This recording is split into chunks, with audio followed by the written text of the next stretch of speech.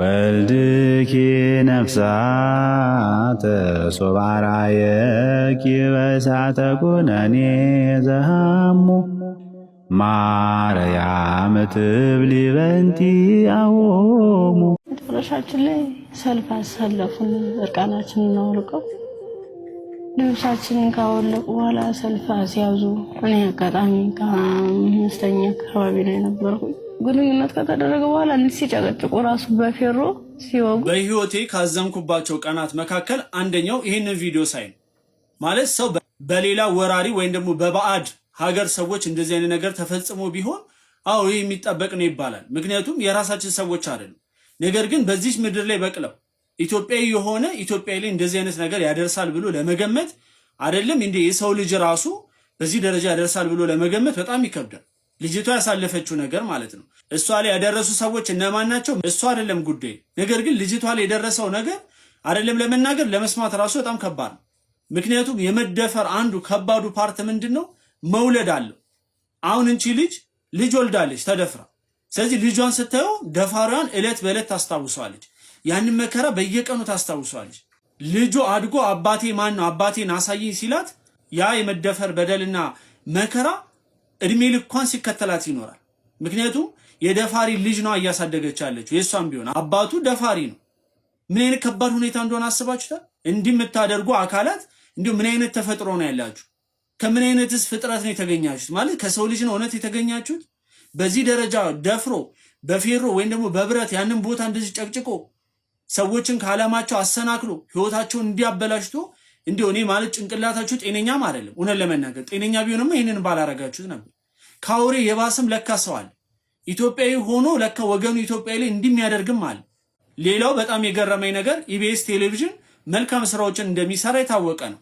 ይህንንም ስራ ሲሰራ ይህን ቪዲዮ ሲቀርጽ ከኤዲቲንጉ ጀምሮ ቪዲዮ አቀራረጹ ምናምን ለፕሮዳክሽን በደንብ እንደተጨነቁበትና ብዙ ገንዘብ እንዳወጡበትም ያስታውቃል። ስለዚህ ይህን የመሰለ ፕሮግራም፣ ይህን የመሰለ ቪዲዮ፣ ይህን የመሰለ ታሪክ ዩቲዩባችሁ ላይ ፖስት ካረጋችሁ በቴሌቪዥን ካስተላለፋችሁ በኋላ በምን ምክንያት ነው ከዩቲዩብ ላይ ያጠፋችሁት? ስንት የማይረቡ ነገሮች በዩቲዩብ ላይ የተጫኑ ይህን የመሰለ ፕሮግራም ግን ያጠፋችሁበት ምክንያት ለምንድን ነው? ምክንያት ካላችሁ ለህዝቡ ይፋ ማድረግ ይጠበቅባችኋል። ምክንያቱም ይሄ ሁሉንም የሚመለከት የሁሉም ቁስል የእሷ ብቻ ቁስል አይደለም። ኢትዮጵያዊ የተባለ ሁሉ ሊመለከተው የሚገባ ትልቅ ወንጀል ነው። ስለዚህ ይህንን ወንጀል ሰው ሁሉ ሊያውቀውና ሊያወግዘው ሲገባ የተለጠፈ ቪዲዮ ማውረዳችሁ በምን ምክንያት እንደሆነ አላውቅም፣ ግን ያወረዳችሁበትን ምክንያት ለህዝቡ ይፋ ማድረግ ይገባቸዋል። በመጨረሻ ማስተላለፍ የምፈልገው ነገር ለዚህች እህት እግዚአብሔር አምላክ መጽናናቱን ብርታቱን ይስጣት፣ ልጇን ያሳድግላት፣ የእሷንም የልጇንም ጤና ይመልስላቸው። ዛሬ ላይ ወጥታ 30 ደቂቃ ወይም 40 ደቂቃ በሚዲያ ስትናገር እንደ ቀላል እንዳትወስዱት።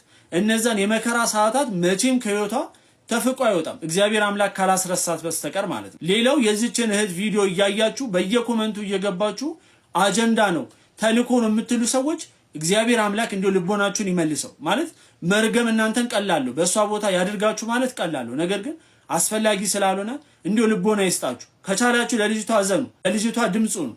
ከዛ ውጭ ግን እየገባችሁ አጀንዳ አትበሉ ባካችሁ። እንቺን ድራማ ተመልከቷትና እዛ ላይ ሐሳብ እሰጥበታለሁ። ቪዲዮ ነው ማንም ማነች ኤቭሪቲንግ ላይክ ይላል። እኔ ማከብላቸው የሚሄድባቸው ቸርቾች ኤቭሪቲንግ ቦታ ላይ ጥያቄዎችን መጠየቅ ጀመርኩኝ። ስጠይቅ ሁል ጊዜ ላይክ በቃ ከዚህ በኋላ ይሄ ሚስጥር ነው ወይም ደግሞ ከዚህ በኋላ በቃ የለውም ወይም ደግሞ አልታተመም ወይም ደግሞ ይሄ ላይክ መጽሐፍ። እህታችን ሊንዳ ማስገረሟና ማሳቋን ቀጥላበታለች። እንግዲህ ሊንዳን ለማታውቋት ሰዎች በዚህ በቲክታክ ፕላትፎርም ላይ ትሰራ የነበረች የስም ኦርቶዶክስ የነበረች ነች። ኦርቶዶክስ ብቻ ሳይሆን የስም ኦርቶዶክስ የነበረች ነች። ያንን ያልኩበት ምክንያት ቪዲዮቿን ገብታችሁ ስታዩ አንድ ኦርቶዶክሳዊ ሊያደርገው የማይገቡ ነገሮችን ታደርግ የነበረች ነች። አሁን ላይ ወደ እስልምና ሄዳለች። ሰው ሃይማኖት የፈለገውን የመምረጥ መብቱ ነው። ነገር ግን በጣም ያሳቀኝ አንድ ድራማ አለች። እሱ ደግሞ አብዛኞቹ የሚጠቀሙት ድራማ ነው። ሊንዳ እንደሰማችኋት ምን አለች? እኔ ያደግኩት የነበረው በሰንበት ትምህርት ቤት ውስጥ ነው አለች። ከዛ በኋላ ግን ጥያቄ ነበረብኝ ስለ ኢየሱስ ክርስቶስና ስለ ድንግል ማርያም ምናምን አለች። አስቡት፣ ሰው በሰንበት ትምህርት ቤት ውስጥ አድጎ ስለ ኢየሱስ ክርስቶስና ስለ ድንግል ማርያም ሳያቅ እድሜውን ገፍቶ ከዛ መጨረሻ ላይ አሁን እሷ ባለችበት እድሜ ላይ ስደርስ እንዲው ጥያቄ ሲፈጥርባት ማለት ነው። ከዛ በጣም ያስገረመኝ ይሄ ብቻ እኮ አይደለም። እነዛን ጥያቄዎች ይዤ ቤተክርስቲያን ስጠይቃቸው ይሄ ነገር አይጠየቅም፣ ይሄ ነገር እንደዚህ አትበይ ብለው በቃ ሊመልሱልኝ አልቻሉም አላለችም። እንቺ ድራማ የእሷ ብቻ ድራማ አይደለችም። አብዛኞቹ ሲወጡ እንደዛ ነው። እኔ ምስካሪ አለው። ተወልጄ እስካሁን እስካለሁበት ኦርቶዶክስ ነኝ። ያሉብኝን ጥያቄዎች በጠቅላላ ሲኖሩ ወደ አባቶች ይዤ እሄዳለሁ፣ ወደ ሊቃውንቱ እነሱ ይመልሱልኛል። አንድ ቀንም ይሄ በቤተክርስቲያን በፍጹም አይጠየቅም የሚባል ነገር የለም።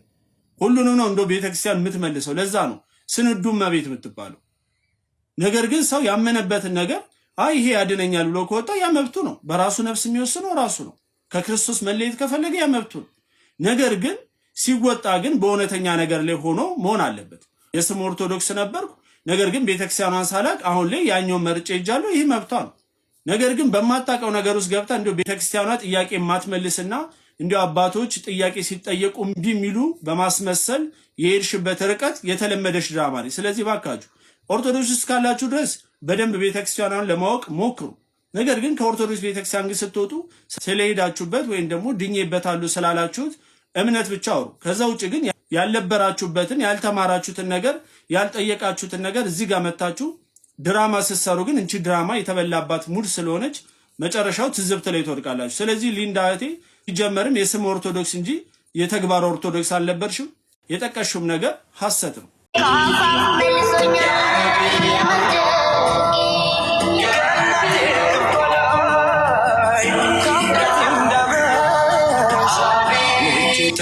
ይሄ ከላይ የተመለከታችሁት ግለሰብ የሙባረክ ተሰማ ወንድም ነው፣ በቲክቶክ የምታውቁት ማለት ነው።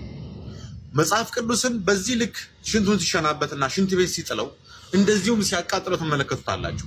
በተቃራኒው ደግሞ የኛ ኦርቶዶክሳውያን የእፎይ ፎቶን ስለያዙ በስልካቸው ስለተገኘ ብቻ በአጋሮ ከተማ ብዙ ወጣቶች ብዙ ዲያቆናት ታስረው ይገኛሉ። ይሄ የአስተዳደር ድክመት የሚያሳይ ነው። የታላችሁ ከሙስሊሞች ጎን ነን ስትሉ የነበራችሁ እፎይ ቁርአን ላይ የተገኘውን ስላነበበ ብቻ እንደተሳደበ አድርጋችሁ ጠብ ስትጭሩ የነበራችሁ ኦርቶዶክሳውያን እኛ ከሙስሊሞች ጎን ነን ስትሉ የነበራችሁ ዛሬ የታላችሁ? መጽሐፍ ቅዱሳችሁ እንዲህ ሲቃጠል መጽሐፍ ቅዱስ የኦርቶዶክስ ብቻ አይደለም፣ ፕሮቴስታንቶች የታላችሁ? እናንተ የምታምኑበት ነው ይህ መጽሐፍ ቅዱስ እንደዚህ የሚደረገው። ሲኖዶስ የታለ? እስከ መቼ ነው ዝምታው? የሃይማኖት ጉባኤስ? ያኔ ለመግለጫ የተሯሯጠው የሃይማኖት ጉባኤ ዛሬ የታለ? ያኔ ከኦርቶዶክስ ጋር ተከባብረን የምንኖር ሳለን ስትሉ የነበሩ ኡስታዞች ዛሬ የታላችሁ? መጽሐፍ ቅዱስ በዚህ ልክ ሲዋረድ የኛ ኦርቶዶክሳውያን ምንም ባላደረጉበት እንግልት፣ መከራ፣ መታሰር የበዛበት ዝምታችን ፍራቻ የሚመስላችሁ ብዙ ግለሰቦች አላችሁ። ይህ ነገር መቀጠል የሌለበት ጉዳይ ነው። በዚህ ጉዳይ የሃይማኖት ጉባኤ መግለጫ እንጠብቃለን። ቶሎ ቅዱስ ሲኖዶስ እርምጃ እንዲወስድ እንፈልጋለን። በተለይ ደግሞ የአጋሮ ከተማ አስተዳደር ምንም ሳያደርጉ የታሰሩ ወጣቶች በተለያዩ የኦሮሚያ ክልሎች ብዙ ኦርቶዶክሳውያን የእፎይ ፎቶ ስልካቸው ላይ ስለተገኘ ብቻ ታስረዋል። እነሱም እንዲፈቱ እንፈልጋለን። ቅዱስ ሲኖዶስም ይህን ነገር ግምት ውስጥ በማስገባት አቋሙንና እርምጃ እንዲወስድ የልጅነት ጥያቄያችንን እናቀርባለን። በእስልምና አስተምህሮ ሰው የተፈጠረው በአራት መንገድ ነው ይላል። ወይም አራት አይነት የሰው ልጆች አፈጣጠር አለ ይላል። ይህን እንተወውና ቁርአኑ ስለ ሰው ልጆች አፈጣጠር ምን ይላል? በቁርአኑ አመለካከት ወይም ማስተያየት የሰው ልጅ የተፈጠረው በሶስት መንገድ ነው። አንደኛ በሱራ 23:12 ላይ ሰውንም በእርግጥ ከነጠረ ጭቃ ፈጠርነው ይላል። ሰውንም በእርግጥ ከነጠረ ጭቃ ፈጠርነው። አንደኛ ይሄ ነው። የሰው ልጅ የተፈጠረው ከነጠረ ጭቃ ነው ማለት ነው። ሁለተኛ በሱራ 15:26 ላይ ደግሞ ሰውን ከሚቅጨለጨል ሸክላ ከሚገማ ጥቁር ጭቃ ፈጠርነው ይላል። ሁለተኛ ከሚቅጨለጨል ሸክላ ከሚገማ ጥቁር ጭቃ ፈጠርነው ይላል። ሶስተኛ ሰውን እንደ ሸክላ ከሚቅጨለጨል ደረቅ ጭቃ ፈጠርነው ይላል በሱራ 55:14 ላይ። ሶስተኛ ሰውን እንደ ሸክላ ከሚቅጨለጨል ደረቅ ጭቃ ፈጠር። ልብ በሉ፣ ሶስት አይነት መንገዶች አሉ። እንዲያውም ሰውን ከረጋ ደም ፈጠር ነው የሚለውን በሱራ 96 ላይ ያለውን ትተን ማለት ነው። ይሄን ቁርአኑ በእርግጥ እየተናገረ በእርግጥም እያለ የእስልምና መምህራን ደግሞ ይሄ ለሰው ልጆች በአጠቃላይ አይመለከትም፣ የሚመለከተው አዳምን ብቻ ነው ብለው ያብራራሉ። እሺ አዳምስ እንዴት ነው ያፈጣጠር ሂደቱ እንዴት ነው ብላችሁ ስትጠይቋቸው አንደኛ አፈር የሚለውን ያዙ፣ አፈር አለ። ሁለተኛ ጥቁር ሚል አለ፣ ጥቁር ሚለው ያዙ። ሶስተኛ የሚገማ ሚል አለ፣ የሚገማ ሚለውን ያዙ፣ አድምጡ። ሶስተኛ አራተኛ ደረቅ ጭቃ ሚል አለ፣ ደረቅነቱን ያዙ ይላል። እሺ ከነጠረ ጭቃ ማለት አፈር አለ፣ እዛ አፈር ላይ ውሃ ይጨመርበታል። የነጠረ ጭቃ ማለት ይሄ ነው። ይሄ አዳምን ብቻ ስለሚመለከት አዳም ከዚህ ተፈጠረ ማለት ነው ይላሉ።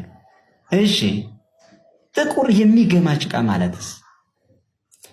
ለዚህ ማብራሪያ ሲሰጡ ደግሞ አሁንም አፈር አለ፣ ከአፈሩ ላይ ውሃ ትጨምራለህ፣ ከዛ እስኪቦካ ድረስ ትጠብቀዋለህ። ሊቦካ ሲጀምር ውስጡ ይጠቁራል። ጥቁር ያለው ያን ነው። ከጠቆረ በኋላ ደግሞ ፈጽሞ ውስጡ ይሸታል ወይም ይገማል። የገማ ጭቃ ያለው ይሄን ነው። እሺ ደረቅ ያለውስ? አሁንም አፈር አለ፣ ውሃ ትጨምራለህ፣ እስኪቦካ ተጠብቀዋለህ፣ ይጠቁራል። ከጠቆረ በኋላ ደግሞ ይገማል ወይም ይሸታል። ሽቶ ካለቀ ወይም ካለፈ በኋላ ደግሞ ይደርቃል። የሚጨለጨል ማለት ያንን የደረቀውን ከድንጋይ ወይም ከሆነ ነገር ስታጋጨው ድምፅ ይሰጣል ማለት ነው። ከዚህ ነው የተፈጠረው ይላል። ይህን ማብራሪያ እንዲታዩታላችሁ። ይህንም ራሱ ቁርአኑ የሚገርማችሁ ነገር ያግዛቸዋል። ማለት ይህ አይነት ሂደት እንዳለው ሲናገር በሱራ 90 ቁጥር 4 ላይ በእርግጥም ወይም ሰውን ሁሉ በእርግጥም ይላል በልፋት ሆኖ ፈጠር ነው። በልፋት አላህ ሰውን የፈጠረው በብዙ ድካም በብዙ ልፋት ነው ማለት ነው። በልፋት ሆኖ ፈጠር ነው ይላል። እውነትም ነው። አፈር አመጣ፣ ውሃ ጨመረ፣ እስኪቦካ ድረስ አጠበቀው፣ እስኪሸት ድረስ ጠበቀ፣ እስኪደርቅ ጠበቀ። ይህን አድርጎ ነው ሰውን የፈጠረው አላህ። ይህ የእስላሞቹ አመለካከት ነው። ይህን እንዴት ነው ሊረዱትና እንዴት ነው ሊቀበሉት የቻሉት እናንተ? ሌላው ቁርአኑ አንድና ብዙን አይጠነቅቅም። ለዚህም ነው ብዙ እስላሞች አንብበው በቀላሉ መረዳት የማይችሉት። አላህ ፈጠር ነው። እንዲያውም በሱራ 55 14 ላይ ያለው ሰውን እንደሚጨለጭ ሸክላ ከደረቅ ጭቃ ፈጠረው ይላል እንጂ ፈጠር ነው አይልም። ሌላ ቦታ ላይ አንድና ሁለት የጠቀስኳቸው ፈጠረው ነው ፈጠር ነው ነው የሚል እንጂ ፈጠረው አይልም። ስለዚህ አንዱ ያላህ ሁለቱ ያላህ አንዱ ደግሞ የመሐመድ ሐሳብ ሊሆን ይችላል። ምክንያቱም በአንድ ቦታ ፈጠረው ይላል፣ በአንድ ቦታ ደግሞ ፈጠር ነው ይላል እና አንድና ብዙን ደግሞ አይጠነቅቅም። እንዳለ ማለት ሩቅና ቅርብ አይጠነቅቅም፣ አንድና ብዙ አይጠነቅቅም፣ ጸያፍንም ደግሞ አይገድፍም።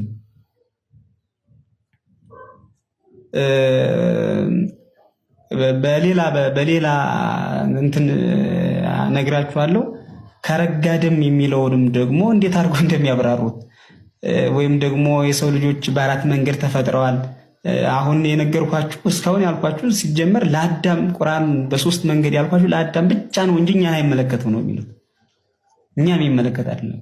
ይሄም ደግሞ የሚገርመው ይሄም ከማን ጋር ነው የሚያገናኘው? እስኪ ኡስታዝ የሌላ ጥያቄ ልጠይቅ። አንድ ሙስሊም ፈሷ አምልጦት እያወቀ መፍሳቱን ሶላት ቢሰግድ ምን ይሆናል? እንግዲህ ሲጀመር ሰላቱ መጀመሪያውኑ ተቀባይነት ስላሌለው ሰውየው ጎንበስ ቀና ብሎ ተነሳ እንጂ ሰላቱ ተቀባይነት የለውም። ስለዚህ ሰላቱ ተቀባይነት ስለሌለው በሶላቱ ምክንያት ምን ያጋጥመዋል? ሶላቱን በትክክል ባለመስገዱ አላህ ምን ይቀጠዋል?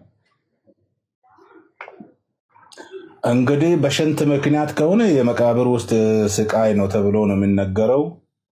በፈስ ምክንያት ከሆነ ደግሞ ሰውየው ሰላቱ ተቀባይነት ካልሆነ ሰውየው ካፊር ነው የሚሆነው። ስለዚህ ገሃነም ነው የሚገባው። ተመልከቱ እንግዲህ ፈስ ገሃነብ ያስገባል ማለት ነው። ሶላቱን በትክክል አድርጓል፣ ፈሱን ብቻ ነው የፈሳው። በፈስ ምክንያት ሰውየው ገሃነብ ይገባል። የሆነ ሐዲስ አሁን መሃናይምን ብዙ አስቀመጥ ነውና ሴትዮ ባለፈው እዚህ ባወራንበት ሐዲስ ናይሮቢ ያለውን ሼክ ደውላ ጠየቀችው። ያ ኡስታዝ ጥያቄ ያለኝ። ምንድነው ጥያቄሽ? ምስትዮ ለወሲብ ተጠርታ ባልየውን እምቢ ብትለው መላኢካዎች እስከ ንጋቱ ይረግሟታል ይላል ሐዲስ አለችው። ነዓም አለ። ባልየው ምስትዮ እየፈለገች እምቢ ካላት መላእክቶች ይረግሙታል አለች። እሱ አልተጻፈም አላት። ወንድ ሴቲቱ ቀጥሎ አክሎ ያመጣው ሐዲስ ነው የገረመኝ። ምንም ያህል ሶላቷን ብትሰግድ አለ፣ ምጽዋት ብታደርግ፣ ሐጅ ብትሄድ ለባሏ እስካልተገዛች ድረስ ሰላቷ ተቀባይነት የለውም አለ። ክሳራ ነው። ይቀጥልና አንድ ባሪያ ከጌታው ዘንድ አምልጦ ኮብልሎ ወደ ሌላ ሄዶ ከሆነ ወደ ጌታው እስከሚመለስበት ጊዜ ድረስ ሰላቱ ተቀባይነት የለውም። ሁለቱም አስፈራሪቸው ነው። መሃናይም ቀጥል፣ እዛ ጋር አስወጥተን ራሳችን ቀጥልን። እንደ ጳውሎስ ስብከት አንተም ወርቅ እንደ ዳኔ ቤቱን እንዳታዘጋብን። እስልምና የነቢያቱ ሃይማኖት ነው የሚለው ላይ አንድ ጥያቄ አለው ለሙስሊሞች። ኦኬ ሙስሊሞች እንዲህ ሲሉ ምን እያሉ ነው ከተባለ በብሉይ ኪዳን የነበሩ ነቢያት ያመልኩት የነበረው አምላክና ሙስሊሞች ዛሬ የሚያመልኩት አምላክ አንድ አይነት አምላክ ነው እያሉ። እንደዛ ከሆነ ጥያቄ እናቀርብ። በትንቢተ ኢሳይያስ ምዕራፍ 63 ቁጥር 16 ላይ ኢሳይያስ እንዲህ ይላል፣ እግዚአብሔር ምን ይላል? አንተ አባታችን ነህ ይላል። አምላኩን ምን አለው? አንተ አባታችን ነህ አለው። ሙስሊሞች ዛሬ ነቢያቱ በብሉይ ኪዳን የሚያመልኩትን አምላክ ከሆነ የሚያመልኩት አምላካቸውን ወይ ደግሞ አላህን አንተ አባታችን ነህ ብሎ መጥራት ይችላሉ ወይ መናገር ይችላሉ ወይ ከተባለ አይችሉም። ኦኬ አላህን አንድ ሙስሊም ተነስቶ አባት ወይ ደግሞ አንተ አባታችን ነህ ብሎ መጥራትም ሆነ መናገር አይችልም። ስለዚህ ይሄ አይጋጭም ወይ? በብሉይ ኪዳን የነበሩት ነቢያት አምላካቸውን አባታችን ብለው እየጠሩ እናንተ ግን ያንኑ አምላክ ነው የምናመልከው እያላችሁ እርሱን አባት ብላችሁ መጥራት ካልቻላችሁ እንዴት እስልምና የነቢያቱ ሃይማኖት ነው ተብሎ ሊነገር ይችላል? ይህንን ጥያቄ በቅንነት እንድትመልሱልኝ ነው። ሰላም ክርስቶስ ከኔም ከእናንተም ጋር ይሁን።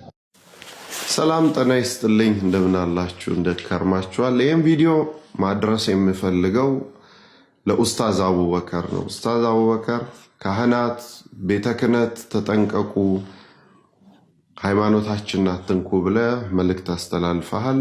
ጥሩ መልእክት ነው፣ ተቀብለናል እኛም። ነገር ግን ወደኋላ ታሪክ መልሰሃለሁ።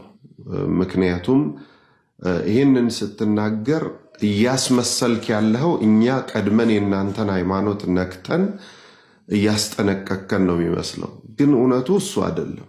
እውነቱ ይሄ ነው። ወደኋላ በጣም ነው የምመልስህ፣ ምክንያቱም እኔ ቋሚ ምስክር ነኝ። ቋሚ ምስክርነቴ ምንድን ነው? ጅማ ላይ ወይም በሻሻ ላይ የታረዱ ክርስቲያኖች ደማቸው ሳይደርቅ ወደ አፈር ሳይገቡ ሳይቀበሩ ካህኑ በቤተ መቅደስ ውስጥ ታርዶ ጥቁር በለበስንበት ሰዓት ፓልቶክ የሚባል ቴክኖሎጂ ነበረ በዛ ዘመን።